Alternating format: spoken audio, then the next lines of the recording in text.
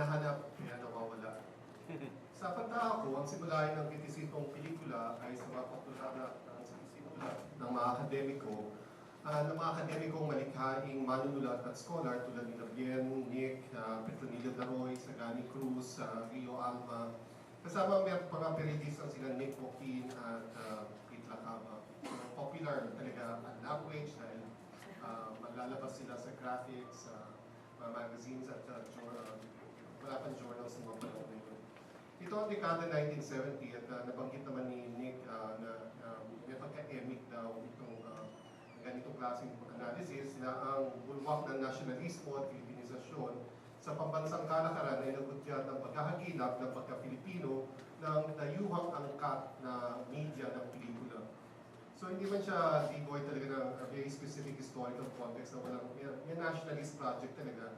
Dahil noong panahon na yun ay en masse binibenta ang Pilipinas sa clutches ng imperialismo. Sinagot ng mga sanaysayang konteksto ng popularidad at kasiningan ng pelikula, artista, direktor at kalakarang pangproduksyon na nagpapahiwatig at nagpapahiting ng isang pambansang identidad at kultura. Kasi yun yung missing project noong panahon na yun. Ang susunod na sandali na mahalaga sa kaysaysayan ng kritisismo ang pelikula ay ang pagkatatag ng kauna-unahan at sa matagal na panahon hanggang 2010 ay nag-iisa na undergraduate program sa pelikula, ang AB Film and Audiovisual Communication dito sa college na ito noong academic year 84-85. Mahalagang sandali ang pagkatatag ng undergraduate program bilang simula ng disiplinisasyon ng pelikula. Ibig sabihin, may pinaghahalawan na itong teorya at balangkas na isang konteksto na ito sa kasaysayan at lipunang Filipino at may pagtahak na ang kritisismo sa labas ng review at mahabang sanaysay sa popular na publikasyon. At tulad ng mga disiplina, ng himok ng espesyalista na lamang sa disiplina ang may natatanging papel at katungkulan para sa pagpapaunlad ng disiplina ng araling pelikula o film studies.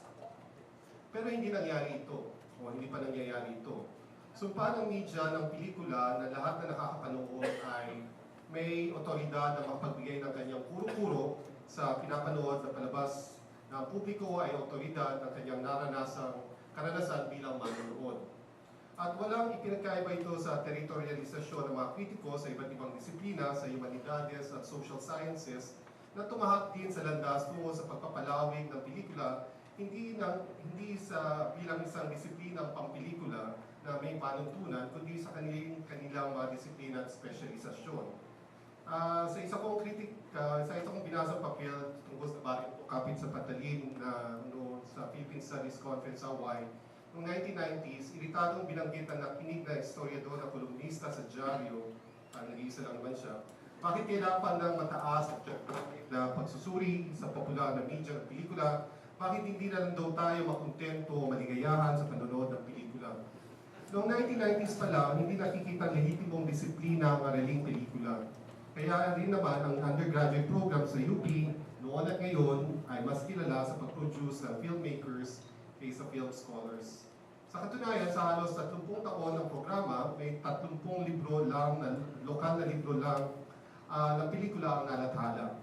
Karamihan pa ay tulad ng 70s peg na tungkol sa profiles ng direktor at artista, mga koleksyon ng reviewong naging libro at antolohiya ng mga sanaysay hinggil sa mga partikular na panahon at dekada.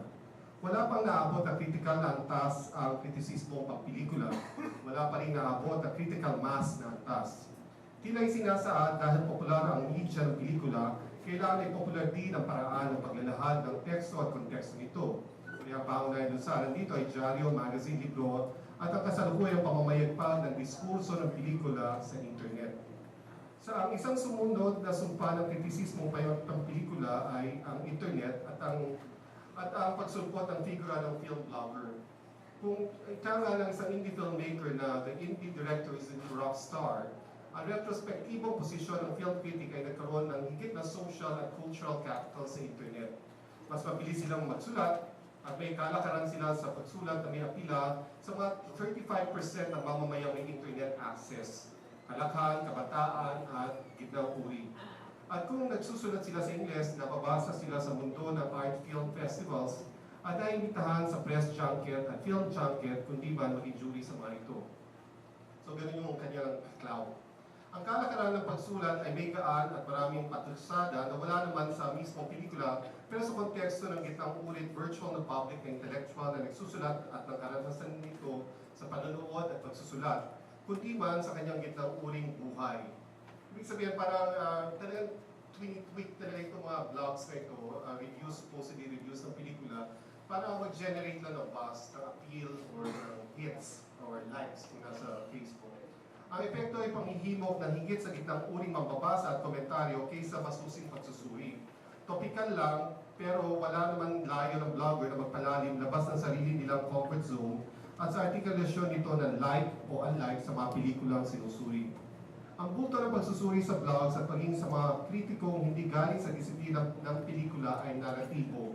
Ibig sabihin, yun yung centrality, yung kwento lang, parang tinitingnan lang din nila to bilang parang short story or novel, no? Ito ang sityo ng kontestasyon, ang sentro ng diskurso ng kanilang kritisismong pelikula. At ang pahapyaw tulad sa ang nawawala sa musika bilang interes din ng maraming bloggers dito.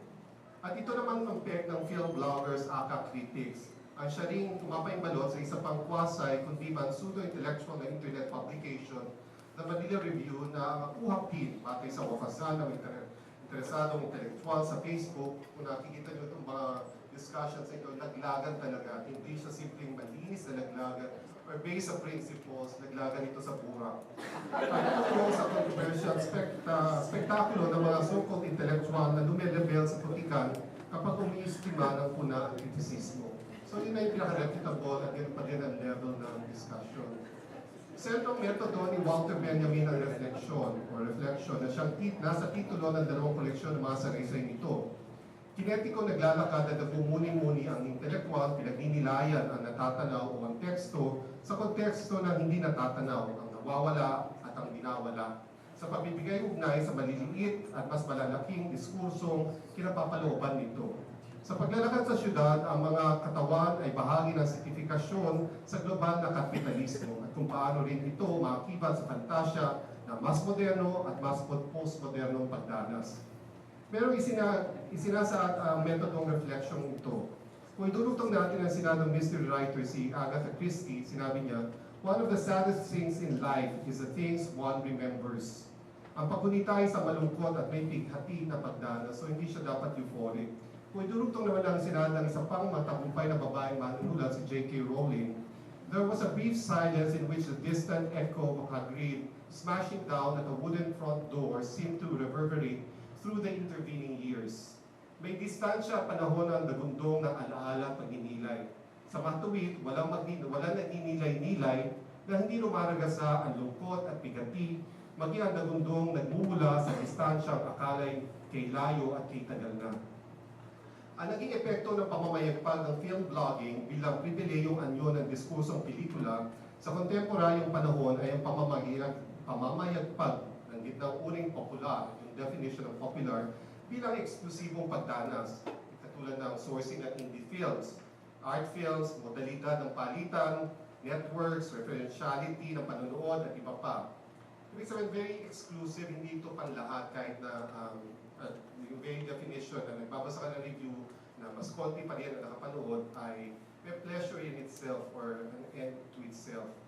Ang proyektong nasyonal ay pagpapatuloy na lamang sa akademikong tunguhin ng diskurso at kritisismong pelikula na mahalagang salik ang pelikula, representasyon at mga sinisiwalat ng identidad sa pagbuo ng isang pambansang cinema o nagpatukoy na sa pelikula bilang media ng formasyon ng mga kolektibong subjectivity. At iilan lang ang may access dito ay siya rin sumpa dahil walang ganap na pisa at epekto ang akademikong tunguhin sa pangkalatang pagkataha ng kritisismong pampelikula.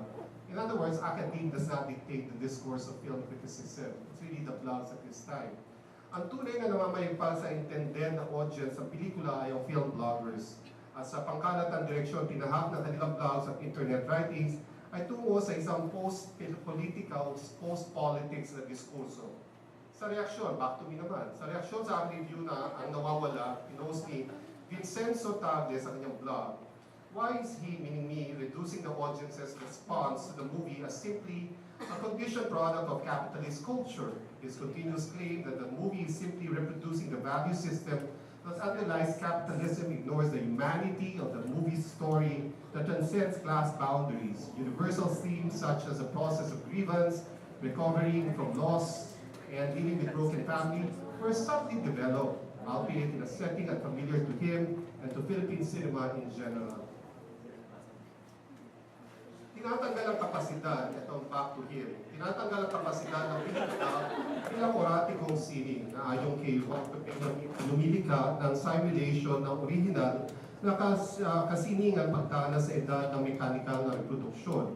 Ibinabalik ang sining sa historical at trans-universal ng humanidad na hindi naman lingat kay Tagle ay nakaangla sa gitnang uling panuntunan sa kasalukuyang global na kapitalismo na inaakala niyang ipinagmumuran ko sa review.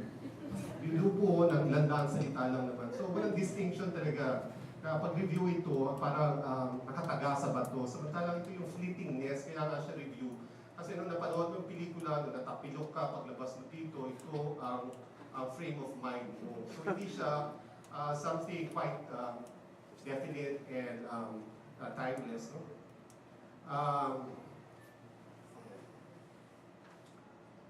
So, ang kanyang emphasis ay emotional depth na may kayang uling representasyon sa pelikula ng itong uling access sa panonood at pagsusulat nito. Sa madaling salita, dapat na hindi intellectual ang approach sa pelikula. Dapat ito ay sa antas lamang ng pathos. At kung ito ay nasa antas ng emosyon, ito ay sasalig ng pelikula bilang libangat or entertainment na bumubura sa lohika ng politika, sa pagtuhay at pagbibigay aliw ng pelikula. Ganito rin ang konklusyon ni Alice Sarmiento sa pagtikos sa review ko at sa isa pang review kay Mara Coson. So, nasa internet naman ito. Pero, yun. Ang kanyang point ay mahalaga din ang venture into the life cycles or the life processes of the everyday life ng mga upper class or middle class at dapat daw hindi na-negate yun na mga dishing reviews na very specific sa market ang focus na parang iisa lang ang kinakausap. Ang pluralidad ng pananaw ay tinutumba sa karapatan ng lahat na makapagsalita, lalo na ang gitna at may kayang uri dahil sila underrepresented, therefore valid itong kanilang point of view sa pelikula. So lumilika ito ng plurality pero walang ethics. Ibig sabihin, system of equivalence, lahat sila pantay. So hindi mo sila pwedeng isalansa, pwede mo lang silang ilatag na pantay-pantay. At yun yung problema dito sa mga ganitong klaseng reviews.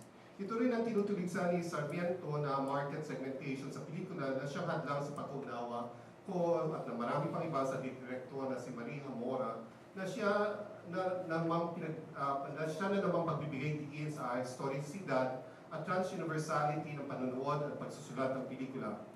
Pagkatapos meron pa siyang sympathy dito tungkol kay Amora bilang may skills at drawing out from autobiographical details. Parang nagmamatter ba yun kapag hindi sana biographical film ang nilabas niya instead of this fictionality of the upper class.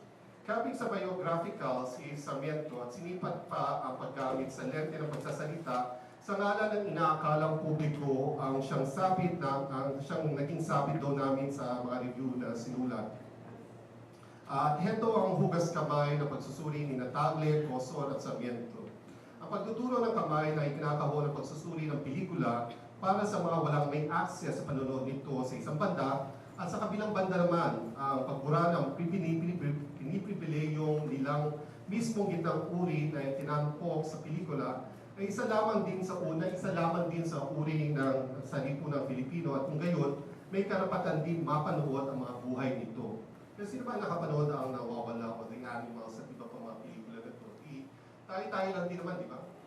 So, ibig sabihin ay, kahit yun ay isang assumed public din ang ina-envision ni Sarmiento sa kanya.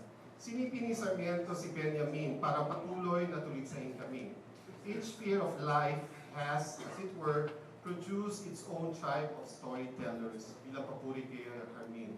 Dagdag pa ni Sarmiento, therefore, what lacks representation may be the luxury of individual choice that acknowledge the futility of searching for accuracy and authenticity and the multiple facets of individual subjectivity that comes with privilege. Aminado naman ang manunulat na pribiliyado ang pagiging gitnang uri pero hindi niya matanggap na may accountabilidad ang pribilyadong uri, pati ang kanyang pribilyadong pagpasa sa uring ito sa representasyon ng pang-araw-araw.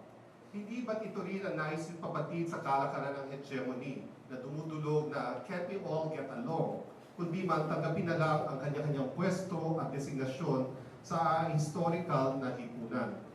Ang misreading ni Sarmiento kay Benjamin ay ang pagtukoy ng kritiko na experience has fallen in value. Parang pino-foregrounding nga precise ni Benjamin, kaya nga sinasabi niya may individual storytellers, na wala na value ang actual experience. So we leave it to the storytellers to be able to privilege itong moments of our time in the nation's history. And it looks as if it has nothing, it is going to fall into bottomlessness. Every glance at the newspaper demonstrates that it has reached a new low. Wala nang mahihita sa actual na mundo, kaya virtual at representational na lang ang humanidad, ang sakatauhan, ang mahalaga at pribilehiyado. Ito ang naging substansya ng kritisismong pelikula sa kasalukuyan. Ito ang inaakdang post-politics ng kritisismong pampelikula. Hinahanap dahil nawawala, dahil hindi pa nakikita. Hindi pa muling nakikita.